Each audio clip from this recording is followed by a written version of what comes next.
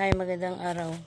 Ito po gagawa ako ng video na to kasi merong nag-comment sa post ko. Ay, yung post ko naman, yung picture ko at anak ko, tsaka yung pamangkin ng asawa ko. Merong isang nag-comment doon. Kasi base lang isang Bisaya. Siyempre, Bisaya din ang ilalagay ko doon na caption. Siyempre, mahalin natin sarili nating lingwahe. At sabi niya doon, nag-comment siya, sakit ha, ang sakit bilang isang Bisaya. Ikaw kung mapanood mo to, alam mo kung sino ka. Ang sabi niya doon, bakit di kayo magsalita ng Tagalog? May tinatago ba kayo na ayaw nyong malaman ng bayan? Huwag sa FB. Anong ibig sabihin dun sa post ko? Wala naman ang sabi dun sa post ko, yung picture ko at anak ko, tsaka yung anak ng pamangkin ng asawa ko. Nakalagay dun sa caption ko na excuse sa bukton. Ang ibig po sabihin, kasi malaki po yung braso ko. Ang sabi ko dun, excuse sa bukton ko. Braso ko. At parang naiinis yata siya kasi hindi niya naiintindihan. Sana kung hindi niya naintindihan yung caption doon, huwag siyang magsalitang masama. Kasi bilang isang Bisaya, nakakainis, no? Nakakainsulto. Anong gusto mo? Magsasalita kami Tagalog palagi? Wala naman kami sa Maynila.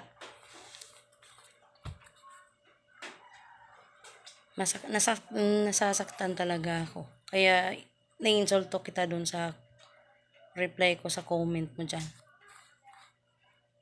Sa lahat ng Bisaya na nakapanood nito, i-share nyo to bilang isang Bisaya. Para minsan, parang minamalait tayo ng mga Tagalog no? Pero hindi ko nila lahat ha. Kasi yung amo kong Tagalog dati, mabait sila sa akin. Matulungin. Ito talaga yung nag-comment dito sa post ko. Marites ng bayan to. Kaya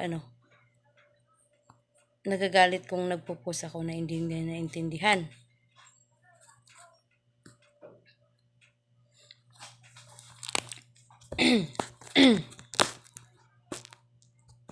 Sana kung makakita ka ng post namin dito sa probinsya, kung naiinis ka, i-angry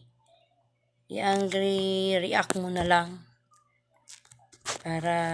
Tsaka wag kang magsasabi ng mga masasamang salita tulad ng, akala mo magnanakaw ako, sira ulo. Ang tatago ko sa bayan, kaya nga nagpo-post ako ng mga pictures ko, ng anak ko, o sino man yun sa pamilya namin, dito sa probinsya, bilang isang probinsyana, bilang isang Bisaya, at sarili naming lingwahe ang ilalagay namin, hindi yung Tagalog, kasi wala kami sa Maynila, di ba? Nandito sa Negros kami. Ngayon, nagtatagalog ako, para maintindihan mo kung nanonood ka. Napaka-demanding mo. Hindi mo ako tauhan para pagsalitaan ng ganyan. Kaya sa sunod, pag nakakita ka ng post ng mga Bisaya, huwag kang makialam. Manahimik ka. Tingnan mo na lang kung may mata ka. Huwag kang mag-comment ng masama para walang taong masaktan. Walang Bisaya na masaktan katulad ko. Kasi kung nandyan ako sa Maynila at nakita ko tong comment mo, pupuntahan kita sa bahay nyo. Kahit sino ka, hindi ako tatakot sa'yo. Kulang na lang, ay nako. Malasimbang tao ka, pero ambot na lang. Iwan ko. Yun, ambot na lang, iwan ko yun ha. Iwan ko. Ambot na lang. Iwan ko sa'yo. I-share nyo to mga Bisaya na mga kaibigan ko dyan. Para yung, wag tayong mamaliitin. Kasi, minsan parang nagagalit sila. Kasi tayong mga Bisaya nakakaintindi Tagalog. Minsan nakakaintindi naman ng konting English kahit walang pinag-aralan. Katulad ko.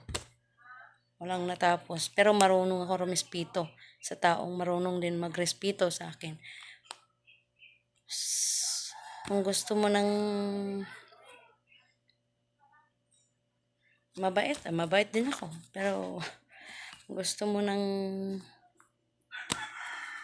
Magalit, gusto mo yung taong galit sa'yo.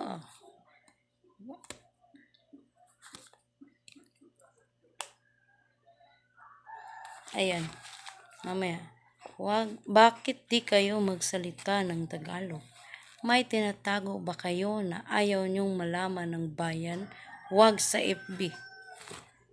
My God. Mag-post ka ng sayo. Huwag kang makialam sa iba. Pakialam mo sa sarili mo. Paladasal kang tao ba naman?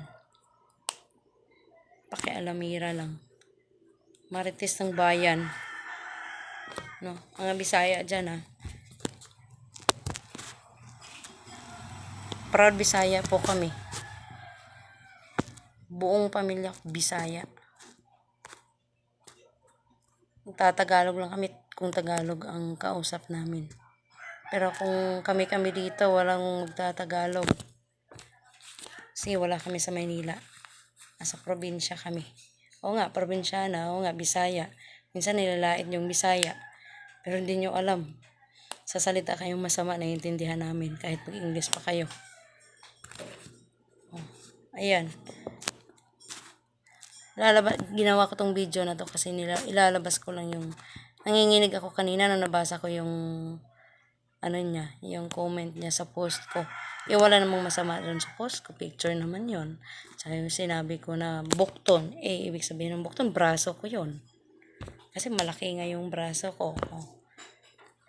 Kalamira. Nanginginig ako kanina, no? Nabasa ko.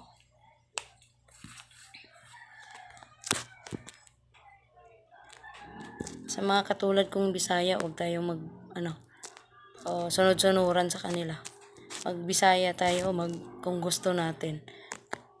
Kasi Bisaya tayo no? Wala silang pake.